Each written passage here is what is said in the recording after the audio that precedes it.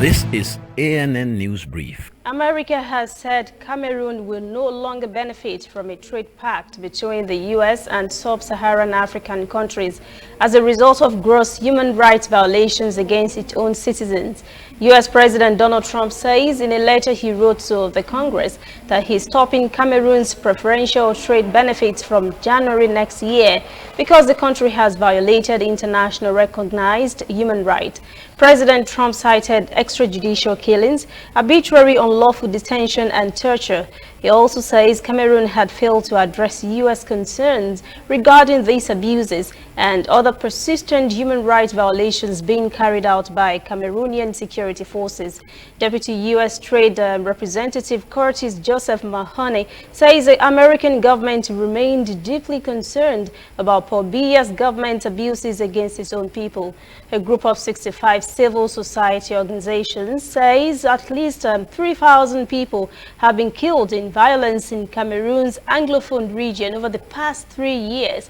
Nearly 500,000 people have been forced to flee their homes and 700,000 children are out of school. The group called on the African Commission on Human and People's Rights to address violations in the country.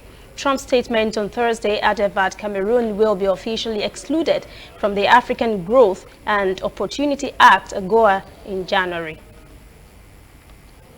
Algerians on social media are calling for large demonstrations today, Friday, to protest against heavy restrictions imposed on a prominent opposition activist, Ahmed Ben Mohamed, after he had addressed a rally in the capital, Algiers. His lawyer said Ben Mohamed was arrested on Tuesday after speaking at the rally and was released on Thursday under judicial supervision. This means he is banned from taking part in protests and talking to the media or anyone involved in protest. He's also banned from leaving the district where he lives on specific days without permission and from traveling abroad.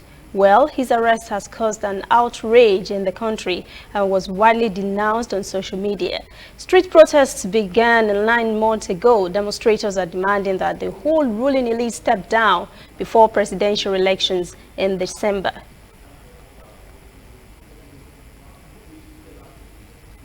Stay with us, we'll be right back. Whether in your house, at your office, on your phone or online, we are there. We have the facts behind the headlines. We cut to the chase with the news you really need. We cover every angle. We are the bigger, better news network. We are African News Network. ANN. Watch ANN News on MITV from a truly African spirit. Ethiopian Prime Minister's office says at least 78 persons were killed in the violence that hit different parts of the country last week. Prime Minister Abiy Ahmed's press secretary, Binan Seyum, says more than 400 persons in connection with the killings and destruction of properties have been arrested by the security forces.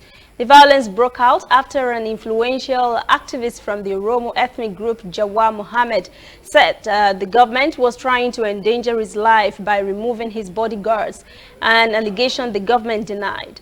Beleni says the violence had an ethnic and religious dimension to it and became worse with security forces' involvement that further created a climate of fear and hopelessness. Police in the Oromia region had previously put the death toll at 68.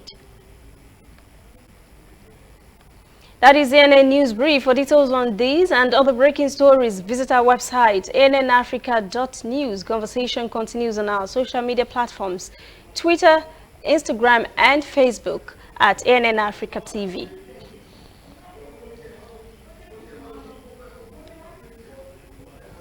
I'm Lucy Ademi.